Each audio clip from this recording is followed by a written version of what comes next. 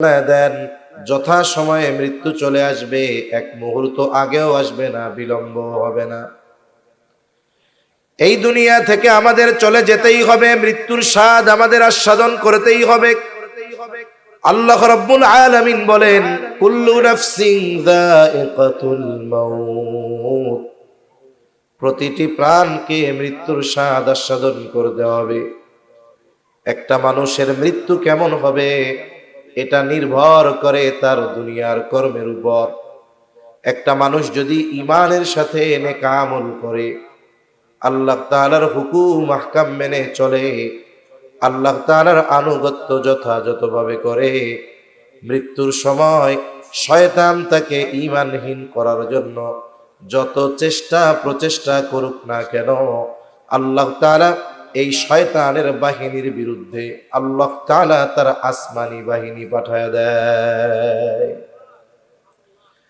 এজন্য আমরা যদি আলমে বরজখ তথা কবর জগৎ থেকেই যদি শান্তিতে থাকতে চাই, দুনিয়ার জমিন থেকেই আমাদেরকে সেই প্রস্তুতি গ্রহণ করতে হবে যেন আমার মরণটা সুন্দর হয়, খাতেমা বিল খাইর, আমার জীবনের শেষ বিষয়টা যেন উত্তম হয়। এই জন্য আমাদের উচিত এখন থেকেই প্রস্তুতি নেওয়া, কারণ কোন সময় আমার আপনার মরণ চলে আসবে এটা বলা যায় না। একজন নেককার বান্দা, ইমানদার বান্দা, সে যতই আমল করুক না কেন, যতই ইবাদত করুক না কেন, তার মধ্যে একটা ভয়, একটা চিন্তা সব সময় থাকে যে আমার জীবনের শেষ সময়গুলো কিভাবে অতিবাহিত হবে। দেখুন, একজন দুনিয়াদার মানুষ যখন আস্তে আস্তে বৃদ্ধ হয়, অনেক ক্ষেত্রে ওই দুনিয়াদার বৃদ্ধ মানুষের দুনিয়ার চিন্তা বাড়তে থাকে। এই জন্য অনেক সময় দুনিয়াদার সম্পদওয়ালা বৃদ্ধ মানুষ হসপিটালে ভর্তি, তাকে যদি আমি আপনি জিজ্ঞাসা করি, আপনার হায়াত তো মনে হয় শেষের দিক, এই জীবনের শেষ সময় সে আপনার ইচ্ছাগুলো কি, দুনিয়াদার মানুষের জবাবটা অধিকাংশ সময় দুনিয়ামুখী হয়। কেমন যেন সে জবাব দিবে এইরকম, বলে আমার 3টা ছেলে 2টা মেয়ে, 2টা ছেলে এস্টাবলিশড হয়ে গেছে, একজন ইউরোপে আর একজন আমেরিকা, আর একটা ছেলে লেখাপড়া করতেছে, যদি আমি বেঁচে থাকতে তারও একটা ব্যবস্থা হয়ে যাইতো, সাথে সাথে মেয়ে 2টার যদি ব্যবস্থা হয়ে যাইতো, তাহলে আমি মরেও শান্তি পাইতাম। চিন্তা করে দেখেন, দুনিয়াদার ব্যক্তিকে যদি মৃত্যুর আগেও তার ইচ্ছার কথা জিজ্ঞাসা করেন, তার ইচ্ছাটাও ওই মুহূর্তে দুনিয়া সম্পৃক্ত হয়। আর দিনদার মানুষ যারা নামাজ কালাম ঠিকমতো পড়ে, হারাম হালাল বেঁচে চলে, এই ধরনের মানুষ যারা, সময়ের সাথে সাথে এনাদের জিজ্ঞাসা করবেন যে দাড়ি তো পাক ধরছে, চোখে তো কম দেখেন, চামড়া তো ঘুষায়া যাচ্ছে, এখন কি মন চায়? তার কথা একটাই, এখন আর দুনিয়ার কিছু মন চায় না। আল্লাহ তাআলার কাছে একটাই চাওয়া, যেন ঈমান নিয়ে তার সামনে দাঁড়াতে পারি। তার মানে তার চিন্তা চেতনা ধ্যান ধারণা এখন হলো ঈমান নিয়ে মরা। কারণ সেও জানে শয়তান একজন ঈমানদারকে ঈমানহীন করার জন্য সবচাইতে বড় আক্রমণ চালায় তার মৃত্যুর সময়। এই জন্য যেই মানুষগুলো সারা জিন্দেগি আল্লাহর হুকুম আহকাম মেনে চলল, এই মানুষগুলো দুনিয়া থেকে বিদায়ের ওই গুরুত্বপূর্ণ সময়, ওই বিপদের সময়, মুসিবতের সময়, যেই আল্লাহর গোলামি সারা হায়াত করেছে, বলে আল্লাহ তাআলা ওই মুসিবতের সময় তার সাহায্যের জন্য সকল ব্যবস্থাপনা করে।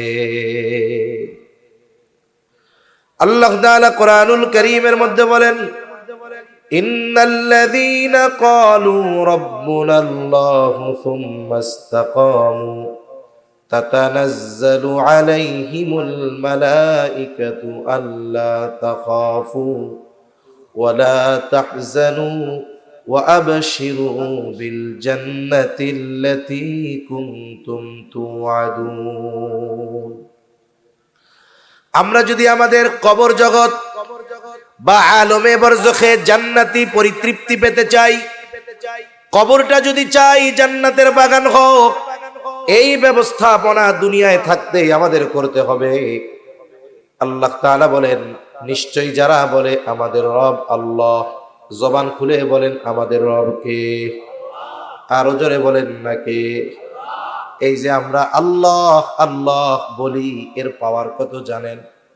হাদিসের মধ্যে আসছে, নবীজি সাল্লাল্লাহু আলাইহি ওয়াসাল্লাম বলেন, এই পৃথিবীতে যতক্ষণ পর্যন্ত আল্লাহ আল্লাহ বলনেওয়ালা একজন ব্যক্তিও বেঁচে থাকবে, শুধুমাত্র ওই আল্লাহ বলনেওয়ালা ব্যক্তির কারণে আল্লাহ এই পৃথিবী ধ্বংস করবে না।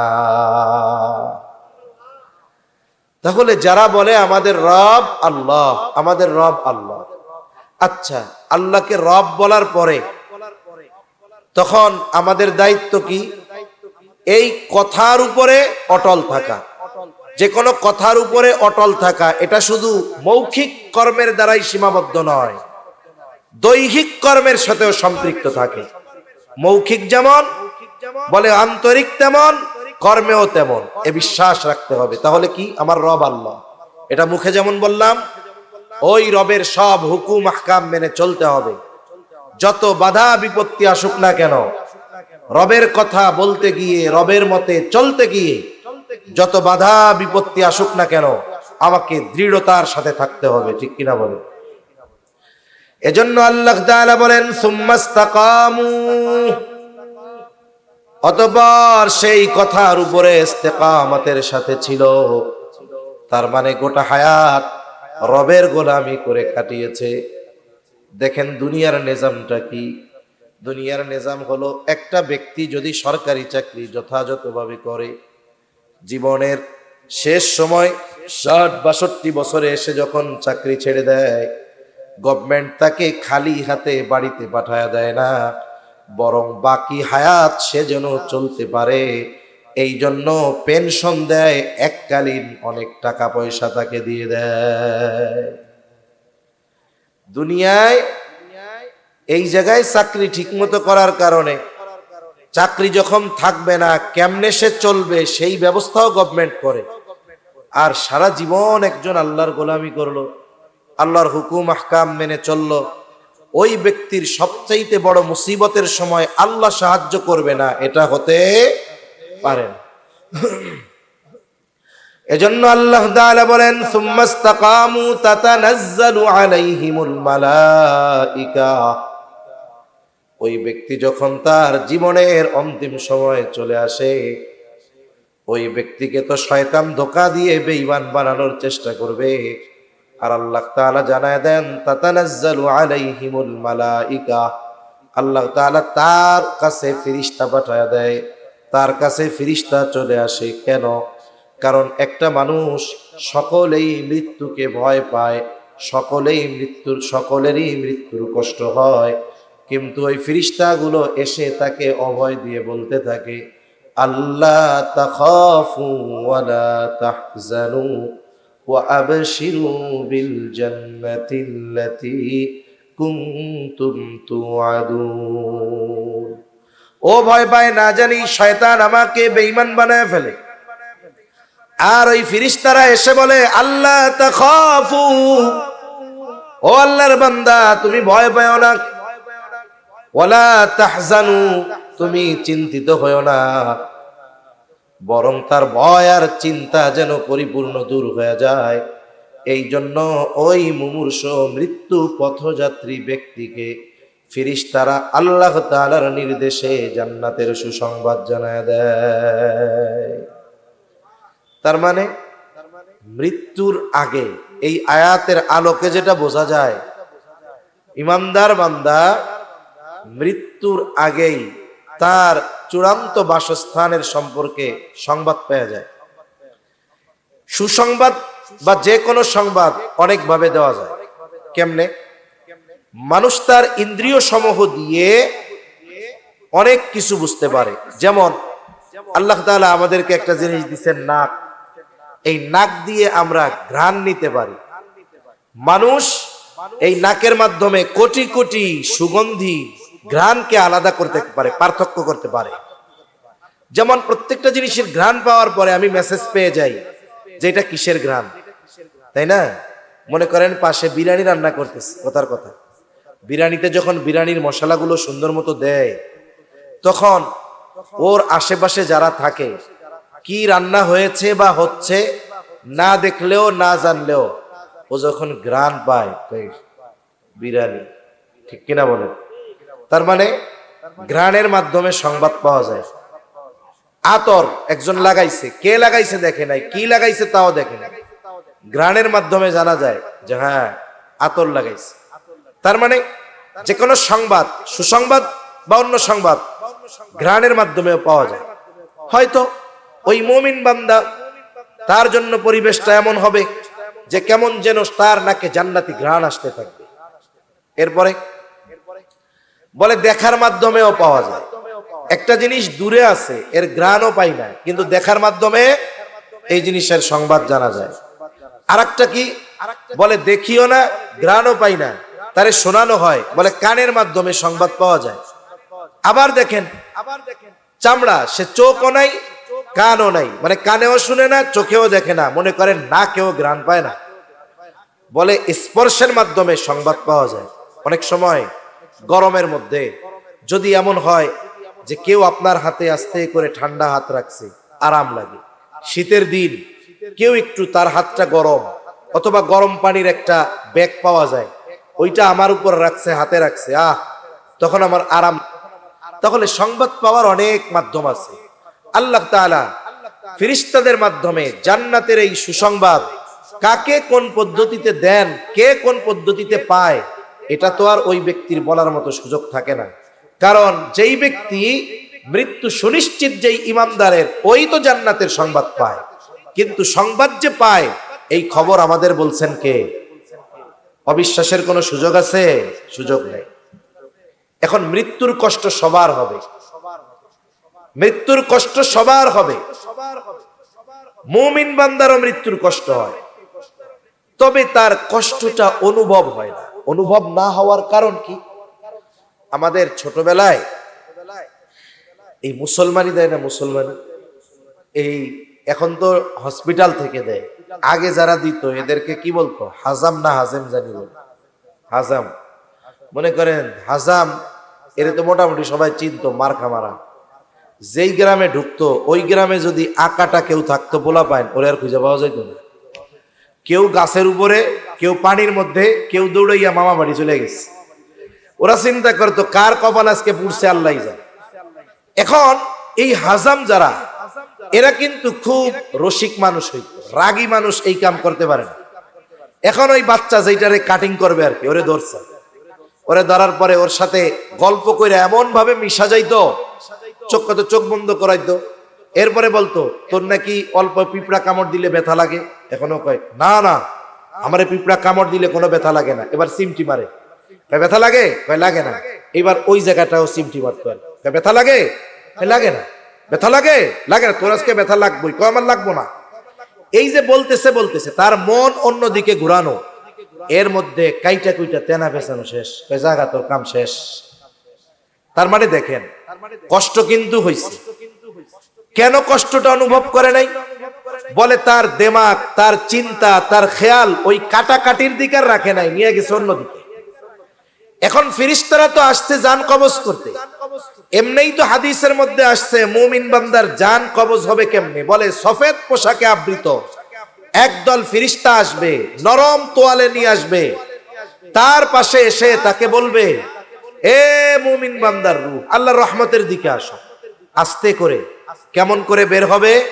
বলে জগের থেকে গ্লাসের মধ্যে যেমন পানি ঢালা হয় আস্তে করে, সর্বশেষ ফোঁটাটাও যেমন আস্তে করে পড়ে, বলে ওই রকম আস্তে করে মুমিনের দেহ থেকে ঘামের মাধ্যমে অথবা শ্বাস প্রশ্বাসের মাধ্যমে দেহ থেকে রূহটা বের হয়ে আসবে।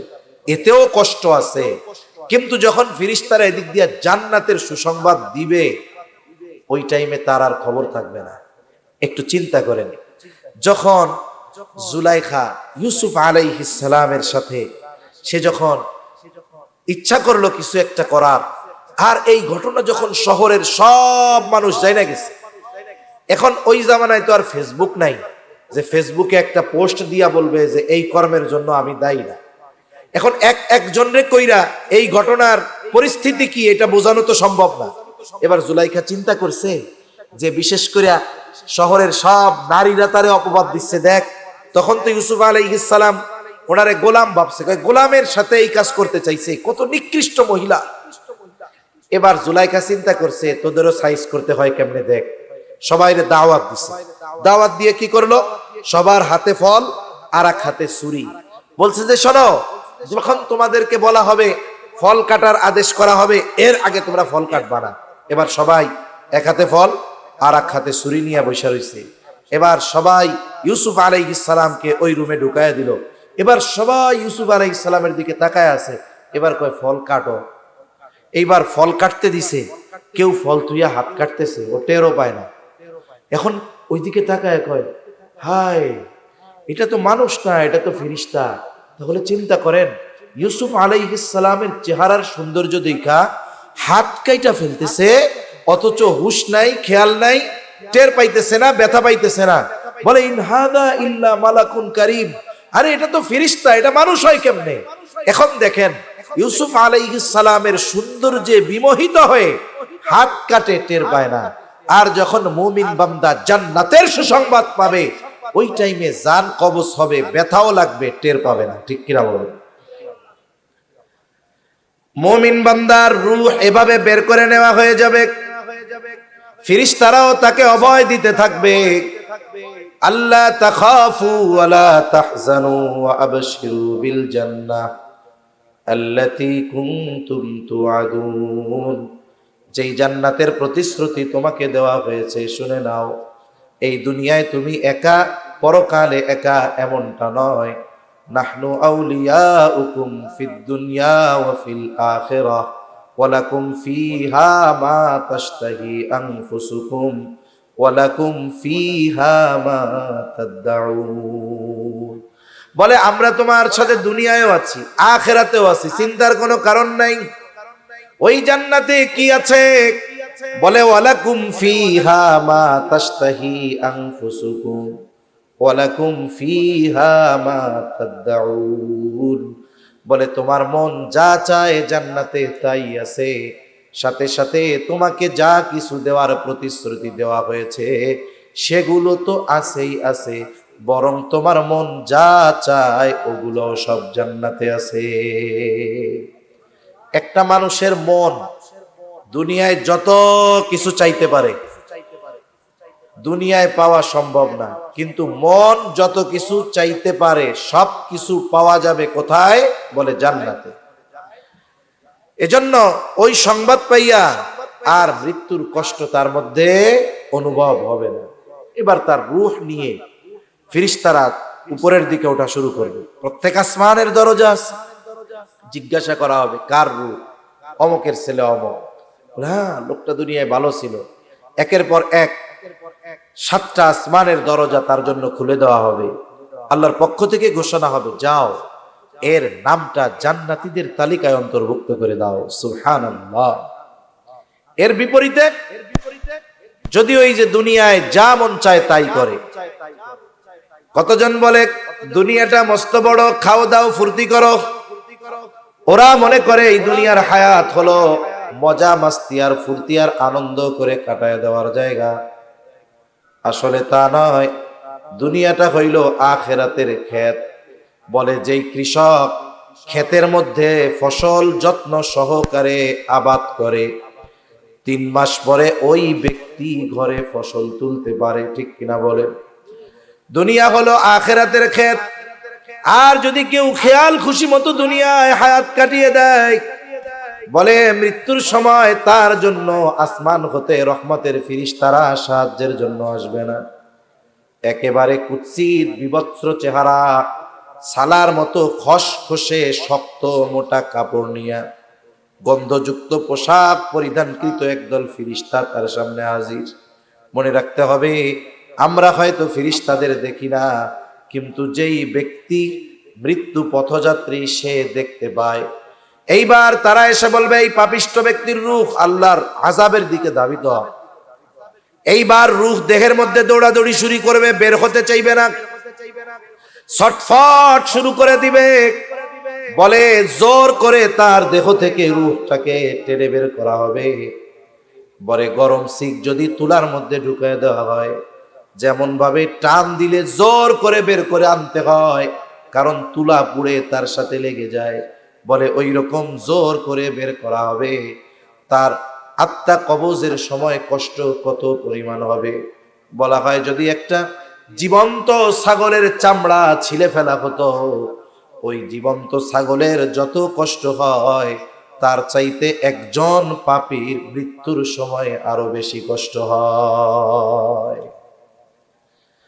এইবার তার রূহ নিয়ে আকাশের দিকে যাওয়ার অনুমতি চাওয়া হবে, অনুমতি দেওয়া হবে না। আল্লাহর পক্ষ থেকেই বলা হবে এর নামটা জাহান্নামীদের তালিকায় অন্তর্ভুক্ত করে দাও। এইবার আমার আপনার কবর জগতের সবচাইতে গুরুত্বপূর্ণ বিষয়টা একটু খেয়াল করেন। আমাকে আপনাকে মৃত্যুর পর গোসল দেওয়া হবে, কাফন পরানো হবে, এরপরে জানাজা দিয়ে কবরে নিয়ে যাওয়া হবে, কবরস্থ করা হবে। কবরে রাখার সময় আমার আপনার ব্যাপারে বলা হবে বিসমিল্লাহি ওয়া আলা মিল্লাতি রাসূলিল্লাহ। এটা হলো আমার আলমে বরজক পরকালের প্রথম খাঁটি কবরে রাখার ভিসা। এবার কবরে রাখা হবে, দাফন কাফন শেষ। এবার কবরের মধ্যে আমার আপনার ইমিগ্রেশন শুরু হয়ে যাবে। একজন ব্যক্তি যখন পাসপোর্টে ভিসা দেখায়, দেখবেন গেট থেকে তাকে ঢুকতে দেয়। মূল বিষয়টা তো এই জায়গায় না, মূল বিষয়টা হবে ইমিগ্রেশনে। ওইখানে জিজ্ঞাসা করবে কই যান, কেন যান, এরকম অনেক প্রশ্ন করে। যদি কোনো সংশয় সন্দেহ মনে হয় আস্তে করে ওরে পেছনে পাঠায় দেয়। আর যদি দেখে যে না এই ব্যক্তির মধ্যে কোনো ভেজাল বুজাল মনে হচ্ছে না, তথ্য সঠিক, কথাও সঠিক, এরপরে তাকে ছেড়ে দেওয়া হয়। এই যে ইমিগ্রেশন, কবর, সওয়াল জবাব, এগুলার ব্যাপারে আমরা জানি। আমাদের প্রত্যেককে কবরে রাখার পর 3টি করে প্রশ্ন করা হবে। কয় প্রশ্ন? জোরে বলেন না, কয় প্রশ্ন? কেউ আছেন যে এই 3 প্রশ্ন কি কি করা হবে জানেন না? আসেননি কেউ এরকম? কয় সবাই জানে। অমুসলিম সেও জানে, নাস্তিক ও জানে, যে মুসলমানেরা এই বিশ্বাস করে যে কবরে তাদের প্রত্যেককে 3টি করে প্রশ্ন করা হবে। দেখুন, প্রশ্ন করা হবে মারা যাওয়ার পর, অথচ এই প্রশ্ন আল্লাহ তাআলা কত আগে ফ্লাশ করে দিয়েছেন, ফাঁস করে দিয়েছেন। যেই পরীক্ষার প্রশ্ন হলে যাওয়ার আগে জানা যায় না, হলে যাওয়ার পরে যেই পরীক্ষার প্রশ্ন জানা যায়, বলে ওই পরীক্ষা আসলে সহজ, একটু লেখাপড়া করলেই ওই প্রশ্নের জবাব দেওয়া যায়। কিন্তু হলে যাওয়ার আগে যেই পরীক্ষার প্রশ্ন আগেই জানায় দেওয়া হয়, বুঝতে হবে জায়গা মতো গিয়ে ওই প্রশ্নের জবাব দেওয়া কঠিন। দুনিয়ায় যদি কেউ লেখাপড়া না করে, পরীক্ষার হলে যদি নকল নিয়ে যায়, নকল, এখন এই নকল নিয়ে যায়, প্রশ্ন পাওয়ার পরে নকল গুলার মধ্যে দেখে যে সে যেই নকল গুলা আনছে ওই আলোকেই প্রশ্ন আসছে, বলে ও পাশ করে যাবে, ঠিক কিনা বলেন?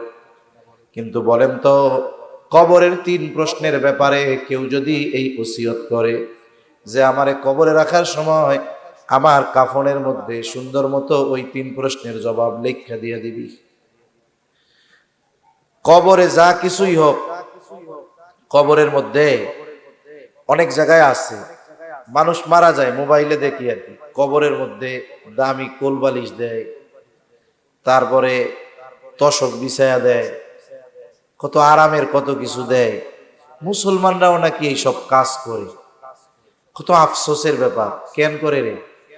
কয় কবরের মধ্যে যেন একটু আরামায়েশে থাকতে পারে। কেন? কবরের মধ্যে আরামায়েশের ব্যবস্থা তো আল্লাহ করবে, দুনিয়াবি ব্যবস্থাপনা না, জান্নাতি ব্যবস্থাপনা, ঠিক কিনা বলে? তাইলে ওই বেড়াগো মনে হয় সন্দেহ আছে যে কবরে গিয়া প্রশ্নের জবাব দিয়া মনে হয় জান্নাতি তশক টশক পাবে না, এই জন্য দুনিয়ার থেকেই কিছু দিয়া দেই।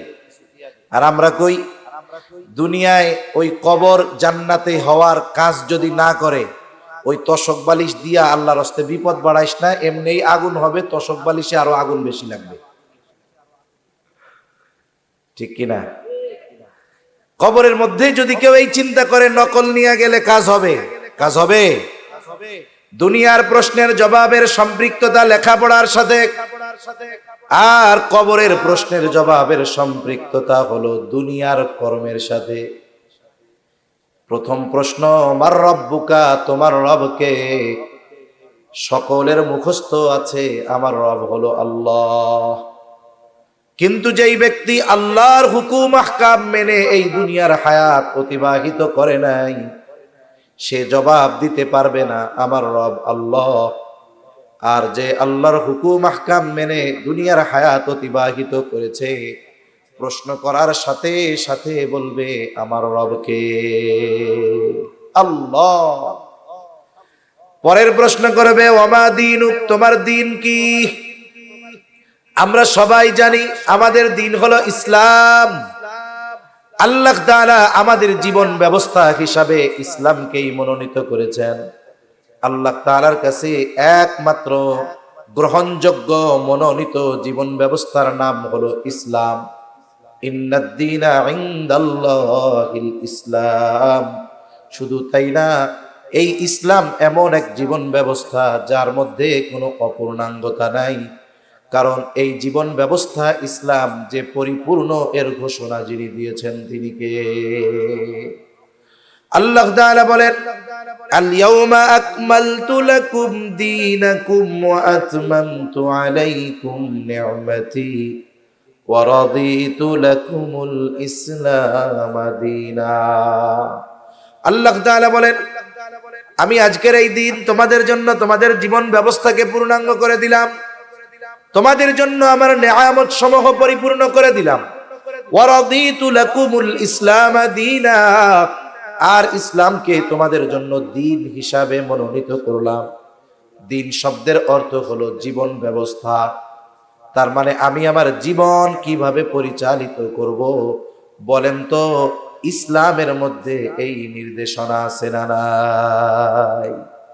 একটা মানুষ জন্ম থেকে নিয়ে মৃত্যু পর্যন্ত তার ব্যক্তিগত জীবন, শৈশবকাল, কৈশোরকাল, যৌবনকাল, বৃদ্ধকাল, সাথে সাথে তার ব্যক্তিগত জীবন, পারিবারিক জীবন, রাজনৈতিক জীবন, সামাজিক জীবন, কর্মজীবন, কর্মস্থল, কিভাবে সে নিজেকে পরিচালিত করবে, এর পরিপূর্ণ দিক নির্দেশনা ইসলামে আছে না নাই?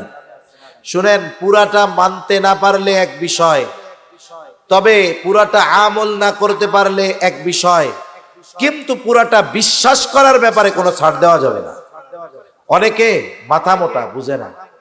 এরা মনে করে কি বলবে, হুটহাট এক একটা বলবে, কোরআনে রাজনীতি নাই, এরকম বলে না। এরকম বেটা, তুমি মানতে পারতেছো না সেটা ভিন্ন কথা, কিন্তু এই কথা অস্বীকার করে বেঈমান হয়ো না। কথা বুঝেন নাই মনে হয়? বেঈমান হয়ো না। তুমি সেকুলারিজমের রাজনীতি করতেছো থাকো, তুমি জাহান্নামে যাবে, তাতে আমার কি? কিন্তু মানুষের মধ্যে এই চিন্তা কেন ঢুকাও যে ইসলামের মধ্যে এটা নাই সেইটা নাই? আর আমার আল্লাহ বলতেছে পরিপূর্ণ জীবন ব্যবস্থা ইসলাম। তাহলে যে বলে ইসলামে এইটা নাই, রাষ্ট্র কেমনে চালাতে হবে ওইটা নাই, আইন কেমনে পরিচালিত হবে এইটা নাই, ইসলামে শুধু নামাজ রোজাই আছে আর কিছু নাই, কেউ যদি এ কথা বলে, আমি বলবো তুমি যদি তাহাজ্জুদ গুজারিও হও, তোমার ঈমান নাই। ঠিক কিনা বলেন? এজন্য ইসলাম পূর্ণাঙ্গ জীবন ব্যবস্থা। কি খাবো, কি পরবো, কি বলবো, কি করব, সব কিছু ইসলামে আছে।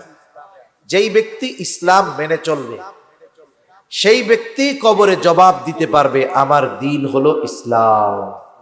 মনে রাখবেন, ইসলামের কিছু বিষয় আছে যেগুলো আমাদের জন্য মেনে চলার ক্ষেত্রে কোনো বাধা নাই, এরপরেও আমরা মানি না।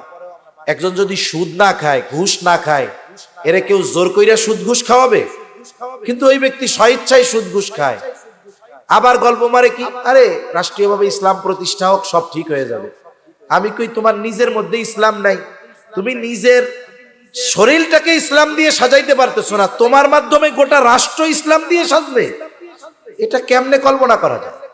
এজন্য আগে আমার ব্যক্তিগত জীবনে পূর্ণ ইসলাম, আমার পারিবারিক জীবনে পূর্ণ ইসলাম, এরপরের প্রচেষ্টা সামাজিক জীবনে ইসলাম, এরপরে আমি যদি আমার জায়গা থেকে যারা রাষ্ট্রীয়ভাবে ইসলাম প্রতিষ্ঠার জন্য কাজ করে যাচ্ছে এবং পরিপূর্ণ ইসলামের উপরে নিজেদেরকে পরিচালিত করছে, তাদের সহযোগী হব, তাদের জন্য দোয়া করব যে আল্লাহ আমার ইসলাম মানার সাধ্য যতটুকু আছে আমি তো ততটুকু মেনে চলার চেষ্টা করতেছি, কিন্তু ওই সুপ্রিম কোর্ট কোরআনের আইন অনুযায়ী পরিচালনা করানোর ক্ষমতা আমার নাই। রাষ্ট্রীয় সব বিষয়গুলো কোরআন সুন্নাহর আলোকে পরিচালনা করানোর ক্ষমতা আমার নাই, তবে আমারও মন চায় কোরআন সুন্নাহর আলোকে গোটা রাষ্ট্র পরিচালিত হোক। আল্লাহ আপনি গোটা দুনিয়াব্যাপী আপনার দ্বীনের অনুসরণে, দ্বীনের অনুকরণে মানুষের জীবন পরিচালনার ব্যবস্থা করে দেন। এ তো বাইসা গেলাম কইয়া, কিন্তু আমাদের অবস্থা কি যে আমরা নিজেদের মধ্যেই ইসলাম আনতে পারতেছি না। এখন কবরে গিয়া যদি জিজ্ঞাসা করে তোমার দ্বীন কি, আমার আপনার বলার উপায় আছে? জোরে বলেন, বলার উপায় আছে? এজন্য নিজের জীবনে কমপক্ষে আমার অধীনস্থ যারা আছে তাদের জীবনে ইসলামের আলোকে জীবন অতিবাহিত করানোর ব্যবস্থা আমাদের করা দরকার, নইলে উপায় নাই, কাজ হবে না। গরু 100 জবাই দিয়ে খাওয়াইলেও কাম হবে না যদি জবাব না দেওয়া যায়।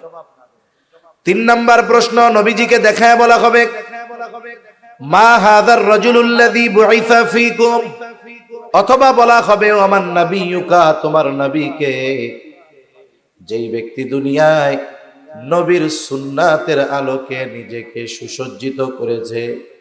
মনে রাখতে হবে, আমি যদি বলি আমি আশিকে রাসূল কিন্তু আমার মধ্যে রাসূলের সুন্নাত নাই, অবস্থা কেমন যেন কেমন হইল। এক লোক দেখতে পুরা কালো, দেখতে কেমন, এতে নাম রাখছে দলামিয়া। নাম কি রাখছে? এখন ওর নাম দলামিয়া হইলেও ও কি আসলে দলা না কালা? আমি কই আশিকে রাসূল কিন্তু সুন্নাতের খবর নাই, কয় আমার অবস্থা ওই কালা লোক কিন্তু নাম দলা, কয় সুন্নাত নাই আশিকে রাসূল। কাজ হবে? সুন্নাত যে মানবে সে পরিপূর্ণ আশিকে রাসূল। আর রাসূলুল্লাহ সাল্লাল্লাহু আলাইহি ওয়াসাল্লামকে প্রকৃতপক্ষে মুহাব্বত তারাই করে যারা সুন্নাতের অনুসরণ করে। নবীজি সাল্লাল্লাহু আলাইহি ওয়াসাল্লামকে তারাই মুহাব্বত করে যারা সুন্নতের পরিপূর্ণ পাবন্দী করে। তার মানে দুনিয়ায় যারা সুন্নাতের আলোকে নিজের জীবন অতিবাহিত করবে সে নবীর ব্যাপারে বলবে আমার নবী মুহাম্মাদুর রাসূলুল্লাহ সাল্লাল্লাহু আলাইহি ওয়াসাল্লাম। এই 3 প্রশ্নের জবাব কর্মের সাথে সম্পৃক্ত। যেই ব্যক্তি জবাব দিতে পারবে সাথে সাথে তার ব্যাপারে ঘোষণা আসবে সাদাকা আবদি, সাদাকা আবদি, ফাফরিশুহু মিনাল জান্নাহ ওয়ালবিসুহু মিনাল জান্নাহ ওয়াফতাহু লাহু বাবান ইলাল জান্নাহ। বলবে আমার বান্দা সত্য বলেছে, ফাফরিশুহু মিনাল জান্নাহ, তার জন্য জান্নাতের বিছানায় না বিছায়া দাও। তাইলে মানুষ মারা গেলে কবরের মধ্যে যে লেপ তোশক দেন কে, আল্লাহরটা পাইব না এই ডরে নাকি? যদি আমি আপনি আমার আপনার হায়াত ঠিক মতো অতিবাহিত করি, কবরের মধ্যে লেপ কম্বল খেতা বালিশ লাগবে না। আল্লাহ তাআলা ওই ইমানদারের মাটির কবরটাকে জান্নাতের বিছানা বিছায়া দিবে। ওয়ালবিসুহু মিনাল জান্নাহ, জান্নাতের পোশাক তারে পরায়া দাও। ওয়াফতাহু লাহু বাবান ইলাল জান্নাহ, বলে জান্নাতের সাথে তার কবরের সাথে দরজা খুলে দাও। হাদিসের মধ্যে আসছে, বলে তার কবরটা এতটা বিস্তৃত করে দেওয়া হবে, তার দৃষ্টি সীমা যত দূর যায় তত দূর পর্যন্ত বিস্তৃত করে দেওয়া হবে।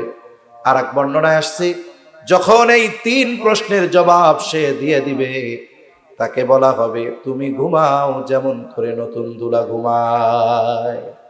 আর এক বর্ণনায় আসছে কবরের সফর লম্বা সফর, সে একাকী কবরে, হঠাৎ সে দেখবে অপরিচিত একজন সুদর্শন ব্যক্তি তার দিকে আসতেছে। সে বলবে কে হে তুমি আগন্তুক, তোমাকে তো চিনতে পারলাম না। এইবার ওই সুন্দর ব্যক্তি বলবে যে তুমি কি আমারে চিনতে পারো নাই? বলে না। বলে আমি হলাম তোমার দুনিয়ার নেকা আমল। ওই যে তুমি সূরা মুলক পড়তা, সূরা ইয়াসিন পড়তা, সূরা বাকারা পড়তা, ওই যে তুমি নামাজ কালাম পড়তা, দান সাদকা করতা, আল্লাহ তাআলা তোমার দুনিয়ার সৎ কর্মগুলোকে খুব সুরাত দিয়া আমাকে তোমার সাথে পাঠিয়ে দিয়েছে। তুমি চিন্তা করো না, তোমাকে জান্নাত পর্যন্ত না পৌঁছায়া দিয়া আমি তোমার থেকে আলাদা হব না। তাহলে একজন মানুষ সে যদি দুনিয়ায় দিনের উপরে চলে, কবরে তার প্রথম রাত, অথবা কবর তো এমনিই রাত, রাখার মশাতেই অন্ধকার শুরু, দিনের বেলা রাখলেও তো রাত। তার কবরটা কি হবে? রাউদাতুম মিন রিয়াদিল জান্নাহ, জান্নাতের একটা বাগান হয়ে যাবে। এখন এত নেয়ামত পাইছে কবরের মধ্যে, কবরে যা আমরা পাবো এ তো বলতেছি, কিন্তু দেখতে কেমন এটা কি আমরা বুঝতেছি নাকি? বুঝতে পারতেছি না তো। এখন কবরে যাইয়া এইগুলা পাইয়া ও প্রথমে মনে করবে এটাই মনে হয় জান্নাত, কারণ এর চাইতে আরামের আর কিছু আছে নাকি? তখন ফেরেশতা তাকে বলবে না, এটা জান্নাত নয়, বরং জান্নাতের মধ্যে তোমার জন্য এর চাইতেও কল্পনাতীত নেয়ামত রেখে দেওয়া হয়েছে। কোন সময়টা দেওয়া হবে? বলে কিয়ামতের পর তোমাকে তোমার ওই অনন্তকালের চূড়ান্ত বাসস্থান দিয়ে দেওয়া হবে। এইবারও আল্লাহর কাছে বলতে থাকবে, আল্লাহ যথাদ্রুত সম্ভব কিয়ামত কায়েম করেন, আমি আমার অনন্তকালের চূড়ান্ত বাসস্থানে যেতে চাই।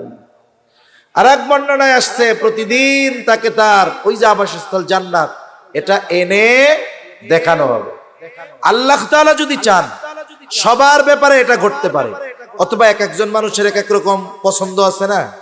যেমন আমাদের ঢাকা শহরে কিছু মানুষ আছে, সব জায়গায় আছে, শুক্রবার ছুটির দিন, ওই দিন ওর কাম কি, কয়েকদিন সারাদিনও ঘুমাইয়া কাটাবে, ওর ঘুমাইতে আরাম লাগে। ওরে হয়তো বলবে যে দুনিয়ায় তো কেঁচাকেচি লেগে ঘুমাইতে পারস না, একটু ঘুমা, এখন নতুন দুলার মতো, কেউ তোরে ডিস্টার্ব করবে না। অনেকে আছে দেখবেন, সে এমনে যা হোক তা হোক, তার পছন্দ হলো তার একটা প্রশস্ত বাসস্থান থাকবে, বাড়িটা খোলামেলা হবে, আলো বাতাস আসবে। হ্যাঁ, আবার অনেকের চাওয়া কি, যে সুযোগ পাইলে বন্ধু বান্ধবের সাথে একটু গল্প টল্প করে। এখন তার জন্য হয়তো ওই যে নেকা আমল খুবসুরতে আসবে, ওর সাথে গল্প করে কাটায় দিবে। তার মানে মোট কথা, এই যে লম্বা এক সফর হাসর পর্যন্ত, এটা তার জন্য এক আরামদায়ক সময়কাল অতিবাহিত হতে থাকবে। আর বদনসিব তার যে কবরে এই তিন প্রশ্নের জবাব দিতে পারবে না, কারণ দুনিয়ায় কবরের এই তিন প্রশ্ন জবাব দেওয়ার মতো আমল সে করে নাই। তাকে প্রশ্ন করা হবে, মার রব্বুক ওয়া মা দীনুক ওয়া মান নাবিয়ুক, অথবা মা হাদার রাজুলুল্লাযী বুইসা ফীকুম। একটা প্রশ্নের জবাব দিতে পারবে না, সে শুধু বলবে লা আদ্রি, আমি কিছুই জানি না।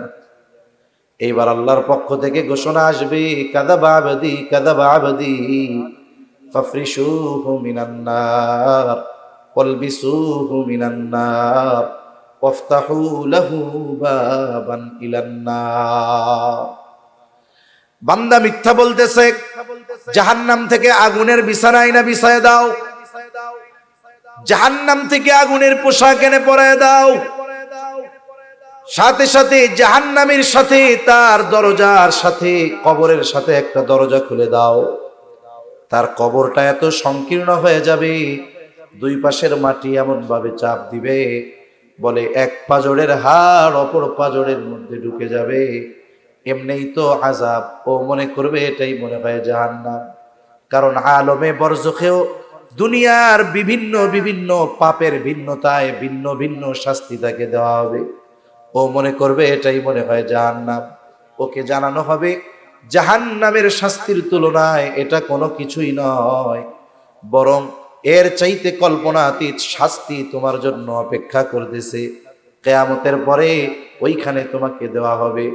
ওই ব্যক্তি শুধুমাত্র জাহান্নামের আযাবের খবর পেয়ে এতটা ভীতু সন্ত্রস্ত হয়ে যাবে, ও ফরিয়াদ করতে থাকবে, আল্লাহ কখনোই যেন কিয়ামত কায়েম না হয়।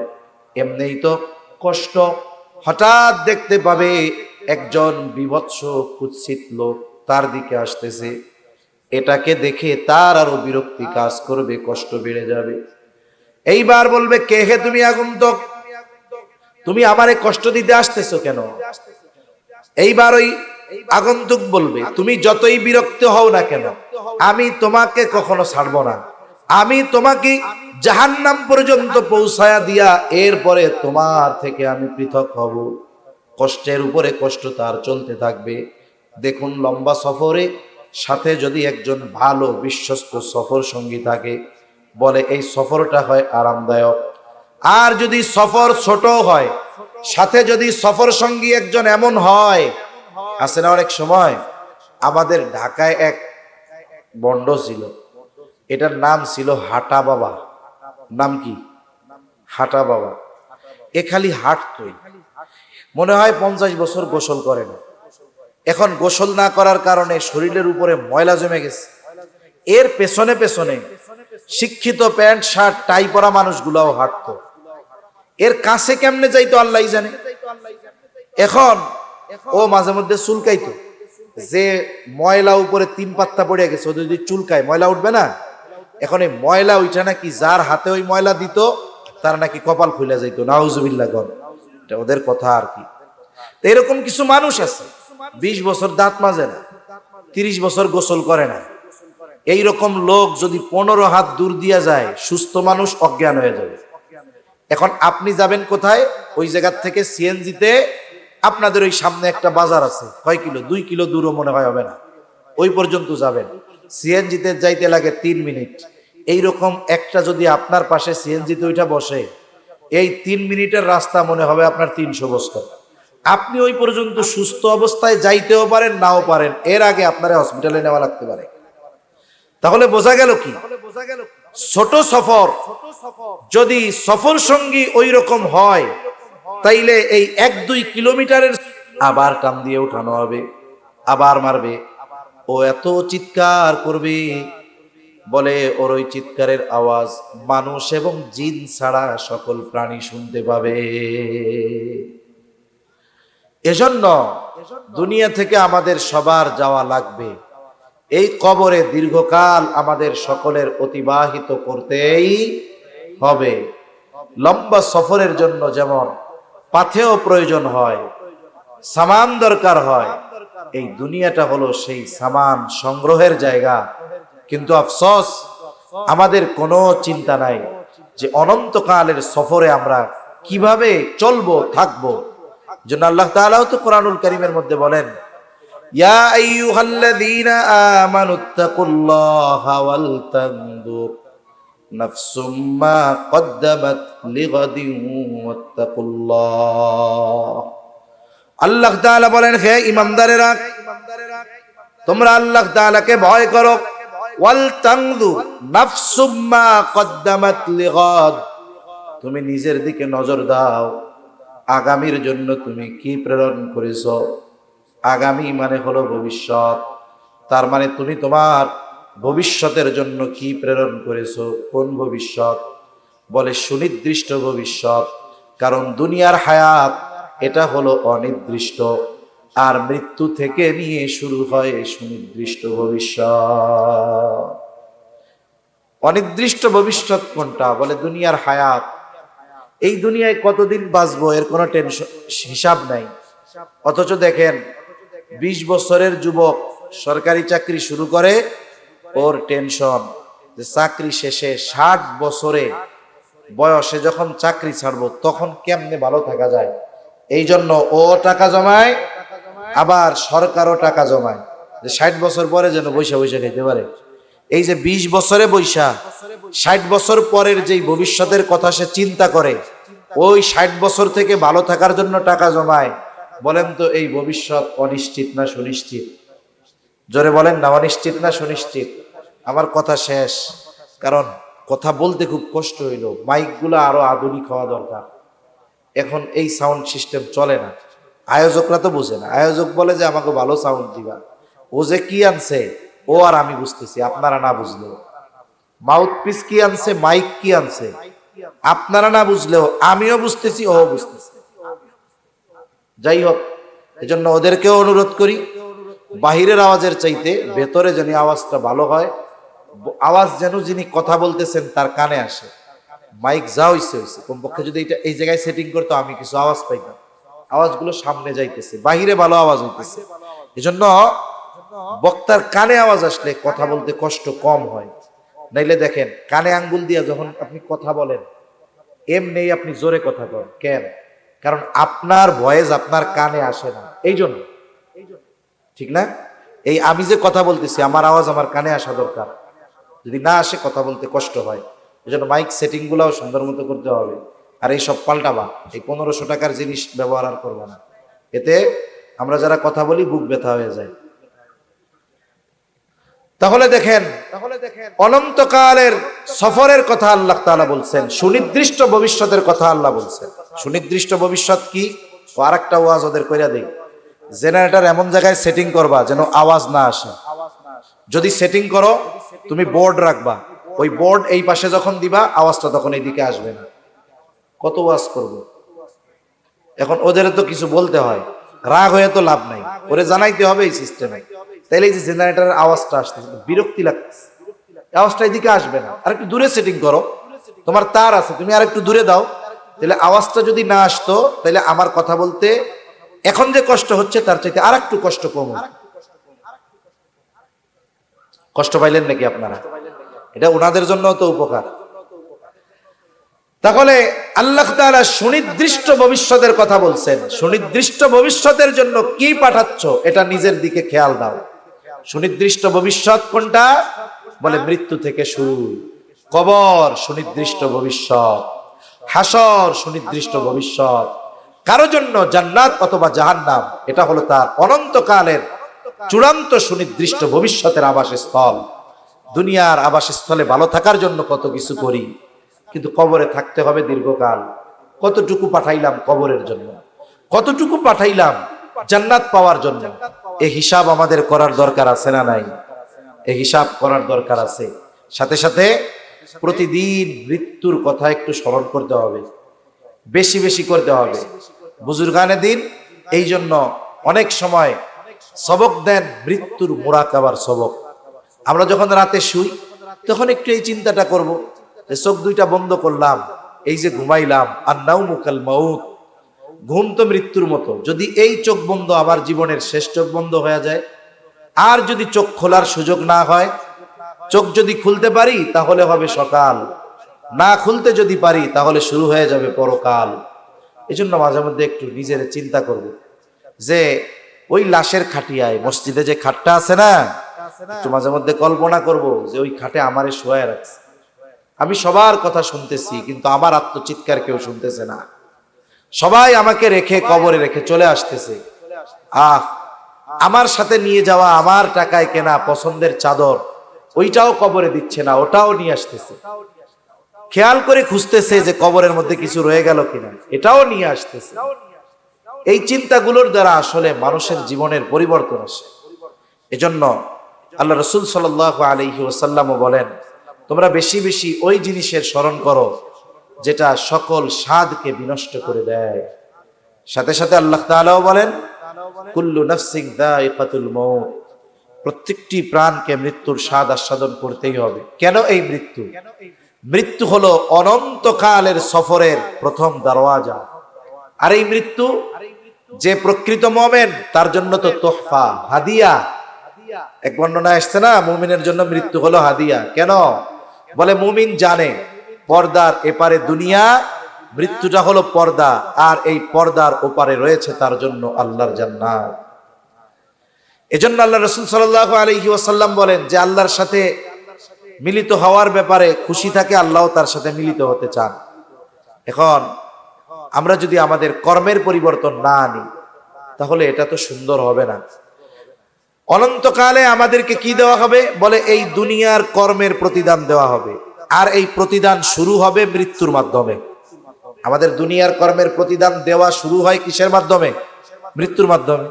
কারণ দুনিয়ায় যে ভালো কাজ করে তার মৃত্যু ওইরকম হয়, দুনিয়ায় যে মন্দ কাজ করে তার মৃত্যুর সময় থেকেই শুরু হয়ে যায়। আর পরিপূর্ণ পুরস্কার বা প্রতিদান এই মৃত্যুও না, কবরও না, ওটা তো আল্লাহ কিয়ামতের দিন দিবে। একটু চিন্তা করেন, যদি কবরের কথাই যদি এরকম হয়, মৃত্যুর বিষয়টা যদি এরকম হয়, তাহলে জাহান্নামের অবস্থাটা কত কঠিন, এটা চিন্তাও করা যায় না। আচ্ছা, কবরের আযাবের তীব্রতার ব্যাপারে, শাস্তির ব্যাপারে আমরা যতটুকু বুঝতে পারি, সাহাবায়ে কেরাম এর চাইতে লক্ষ কোটি গুণ বেশি বুঝতেন, তাই না?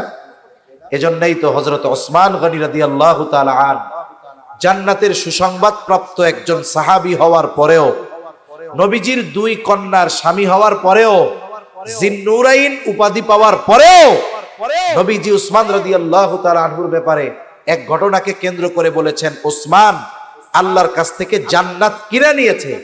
এই রকম ঘোষণা পাবার পরেও হযরত ওসমান গনি রাদিয়াল্লাহু তাআলা আন কবরের পাশে গেলে কান্না শুরু করে দিতেন। এই রকম ব্যক্তি কবরের কথা চিন্তা করে কান্না করে, আমাদের অবস্থা কি হওয়ার দরকার ছিল? এই আত্ম উপলব্ধি আমাদের মধ্যে আসা দরকার, এই চিন্তা আমাদের মধ্যে আসা দরকার। যদি আমি আপনি ওই বিষয়টা সম্পর্কে গাফেল হয়ে যাই, উদাসীন হয়ে যাই, আমার দ্বারা ভালো কাজ হবে না, আমার দ্বারা গুনার কাজ হতেই থাকবে। এজন্য মৃত্যুর চিন্তা বেশি বেশি করব তো আমরা। এরপরে আল্লাহ তাআলা বলেন, ওয়াইন্নামা তুওয়াফাউনা উজুরাকুম ইয়াওমাল কিয়ামা, কিয়ামতের দিন মূল কথা হলো মানুষকে তার দুনিয়ার কর্মের পূর্ণ প্রতিদান দেওয়া হবে কিয়ামতে। প্রতিদান শুরু মৃত্যু থেকে, পূর্ণ প্রতিদান দেওয়া হবে কিয়ামতের দিন।